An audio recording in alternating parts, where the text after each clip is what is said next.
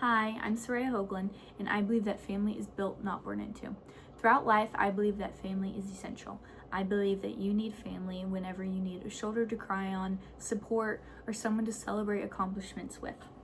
I am well aware that everyone's family dynamic is not the same. Not everyone is fortunate enough to have a close relationship with a mother and father, a sibling, an aunt or uncle, a cousin, or a grandparent. But just because you are without relationships with your DNA does not mean that you are without family. I have seen numerous situations where people are closer with non-DNA than they are with their own DNA. I have seen teachers, guidance counselors, friends, parents of friends give more support and love and affection to people than their own DNA does. And due to this reason, I would consider those people family.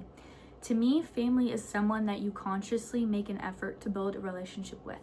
I believe that family can be a best friend who you spend almost every day with, who you tell your deepest, darkest secrets to, who you confide in with life's problems, who you receive love and affection and care from. I would consider that person family. A distant uncle who you haven't spoken to in a few years, who lives on the other end of the country. In my opinion, I would consider them family by title, but I would not consider them family in my own life.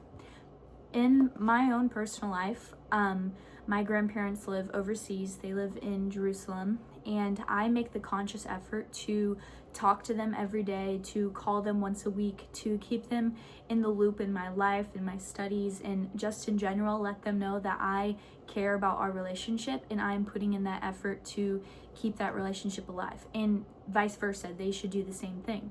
So I believe that I'm closer with my grandparents than majority of my cousins, due to the sole reason that I am putting in that conscious effort to get to know my grandparents and stay up to date on their day-to-day life and their journeys and adventures while they're overseas. This doesn't mean that they're not family to my other cousins, but this just means that personally in my life, I will consider them my family, the people who I confide in and who I look to for answers, who I look to for a shoulder to cry on, or just support and love and affection. The people who show up for you in your life, they show up for you because you put that effort in to build a relationship with them. They show up for you because they know that you are somebody to show up for. I believe that if you take the time and effort to build these relationships, whether it's with your DNA or whether it's not with your DNA, everyone has the ability to create family. Whether it is your parents or grandparents or relatives or DNA, like I said, you can have family and it does not have to be your DNA. It can be anyone who you put the effort to consciously build that relationship with them.